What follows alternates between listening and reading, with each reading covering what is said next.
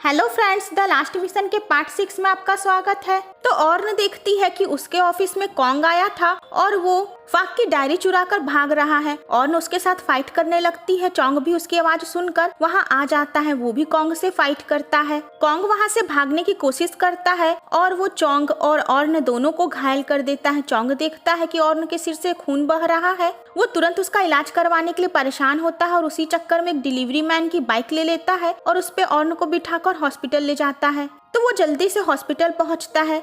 तभी वो देखता है कि उसकी घड़ी की सुई अचानक बहुत तेज हो गई और उसके आसपास सब कुछ अजीब सा हो रहा है। वो जाकर थेवा को बुलाता है और उसे पता चलता है कि उसके पास अब 1 साल नहीं बल्कि सिर्फ 6 महीने बचे हैं, क्योंकि उसने ऑर्न के चक्कर में बाकी लोगों को तकलीफ दी है। उसने पहले एक डिलीवरी मैन की बाइक चुरा ली और उसके बाद रास्ते में एक पर्सन का ठेला गिरा दिया जिसमें वो अपनी रोजी रोटी का सामान रखा हुआ था। अब उसे दुनिया में अच्छाई करने के लिए वापस जन्म मिला था। जब उसने किसी को दुख दे दिया तो उसकी लाइफ कम हो गई। चोंग को ऑर्न की बहुत चिंता होती है। वो भागते हुए वापस आता है और ऑर्न को देखता है। ऑर्न कहती है कि मैं ठीक हूँ, मुझे तो बस हल्की सी सिर में चोट आई थी। तो आगे चोंग जिसका ठेला गिराया था उसकी भी भरपाई करता है और उस डिलीवरी मैन की भी बाइक वापस लौटा देता है। वो घर आता है। अब वो बहुत परेशान होता है कि वो सिर्फ 6 महीने में ही मरने वाला है। वो इमोशनल होकर अपनी मॉम से पूछता है कि अगर कोई मरने वाला रहे तो उसे क्या करना चाहिए। उसकी मॉम कहती है कि अगर मैं मरने वाली रहती तो मैं अच्छे काम करती। तो नामवान तीनों दोस्तों को उनकी कंपनी से रिलेटेड अपने व्लॉग के वीडियोस दिखाती है। आई फार्म और नामवान को साथ देखकर जेलस होती है। चोंग भी ये नोटिस कर लेता है। आगे वो फार्म से कहता है, लगता है तुम किसी लव ट्रायंगल में फंसे हुए हो जहाँ किसी न किसी का दिल तो टूटेगा ही।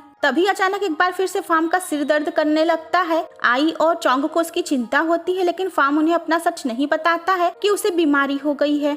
तो आगे आइलैंड के एयरपोर्ट पर ऑर्न लैंडिंग करने वाली थी, लेकिन तभी नीना कॉन्ग के जरिए वहां पर ब्लास्ट करवा देती है, जिससे वहां पर लैंडिंग करना बिल्कुल सेफ नहीं था। फार्म और चोंग जाकर जल्दी से उस आग को बुझाते हैं। तभी वो ये नोटिस करते हैं कि रोड पर भी किसी ने एफओडी फेंक रखा है, जिस पे लैंडिंग करने से ऑर्न की जान जा सकती है। अब ऑर्न से कांटेक्ट नहीं हो पाता है तो चोंग अपनी लाइफ खतरे में डालकर उसे सिग्नल देता है। ऑर्न समझ जाती है कि रनवे क्लियर नहीं है। फार्म सही टाइम पर चोंग को धक्का देकर उसकी जान बचा लेता है और ऑर्न भी वहां लैंडिंग नहीं करती है और वहां से निकलकर एक दूसरी जगह पर अपनी जेट लैंड करती है। ऑर्न फार्म और चोंग से कहती है कि इमरजेंसी की सिचुएशन थी तो इसको ऑफिसर्स को हैंडल करने दिए होते, तुम लोगों ने अपनी जान ऐसे खतरे में क्यों डाली। फार्म बताता है कि सब लोग इतने परेशान हो गए थे कि कोई कुछ कर नहीं पाया, हमें जो समझ में आया हमने वो किया। ऑर्न चोंग को उसकी जान बचाने के लिए थैंक्स कहती है। आई फार्म के ऊपर गुस्सा होती है कि अगर तुम्हें कुछ हो जाता तो मैं कैसे जीती। फार्म पूछता है क्यों, लेकिन आई उसका जवाब नहीं देती है। तो चोंग को एक बार फिर से फाक की मेमोरीज याद आती है, जहां उसे लैब की एक ड्राइंग मिलती है। उसके बाद वो जाता है ऑर्न से मिलने के लिए। वो कहता है कि हम दोनों को एक दूसरे से मिलना चाहिए क्योंकि हम दोनों मिलकर फाक की गुत्थी सुलझा सकते हैं, लेकिन ऑर्न उसकी बात नहीं मानती है। चोंग परेशान होता है और वो ऑर्न से तरह तरह के सवाल पूछने लगता है कि तुमने तो फाक से इतना प्यार किया, तुमने कहा था कि तुम उसे कभी नहीं भूलोगी, फाक ने तो अपना प्रॉमिस नहीं भूला, तुम ऐसा काम क्यों कर रही हो। ऑर्न गुस्से में कहने लगती है कि तुम कौन होते हो मेरे और फाक के बारे में ऐसे बोलने वाले। चोंग उससे बोल देता है कि मैं फाक हूँ और तभी सब कुछ रुक जाता है। वहाँ थेवा आता है और वो बोलता है कि तुम ये सच्चाई किसी को नहीं बता सकते हो, अगर तुमने ऐसा किया तो तुम्हारी जिंदगी खत्म हो जाएगी। वो चला जाता है और एक बार फिर से टाइम चलने लगता है। चोंग अपने आप को बेबस फील करता है, वो रोता है और घर आने के बाद चोंग के बारे में सोचती है। तो नेक्स्ट डे चोंग एक बार फिर से ऑर्न से मिलता है। चोंग ऑर्न से पूछता है कि क्या आपको पता है कि फाक एक गंभीर बीमारी से जुड़े मेडिसिन को डिलीवर करने का काम करता था, उससे जुड़ा हुआ था। ऑर्न कहती है मुझे इस बारे में नहीं पता है, लेकिन तुम्हें यह जानकारी कहाँ से मिली। अब चोंग उसे सच बता नहीं सकता था तो वो बोलता है कुछ नहीं, बस ऐसे ही। वो बोलता है अगर हम साथ मिलकर पता लगाते तो शायद हमें सच्चाई पता चल जाती। तो फार्म आई के लिए एक अच्छा सा डेट प्लान करता है। आई और वो जब खाना खाने के लिए बैठते हैं तो वो देखते हैं वहाँ से तो खाना ही गायब है। वो सब शॉक्ड हो जाते हैं। आई को लगता है कि फार्म ने उसके साथ मजाक किया है, तो फार्म कहता है नहीं, मैंने तो सब कुछ अच्छे से किया था। तभी वो नोटिस करते हैं कि एक बच्चा उनका खाना चुरा कर भाग रहा है। वो सब भी उसके पीछे भागते हैं। तो वो बच्चा काफी गरीब था और अपने डैड के लिए खाना चोरी करके ले गया था। उसके डैड अपने बेटे पर गुस्सा होते हैं कि तुम्हें ऐसे चोरी नहीं करना चाहिए था। फार्म और आई भी ये सब सुन लेते हैं और इमोशनल हो जाते हैं। वो उनसे कहते हैं कि आप इस खाने को रख सकते हैं। तो जैसे ही उस आदमी को पता चलता है कि फार्म फाक का बेटा है तो वो फाक की तारीफ करता है और बताता है कि फाक के वजह से ही आज वो आदमी जिंदा है, क्योंकि बचपन में फाक ने ही उसे सही टाइम पर हॉस्पिटल पहुंचाकर उसकी जान बचाई थी।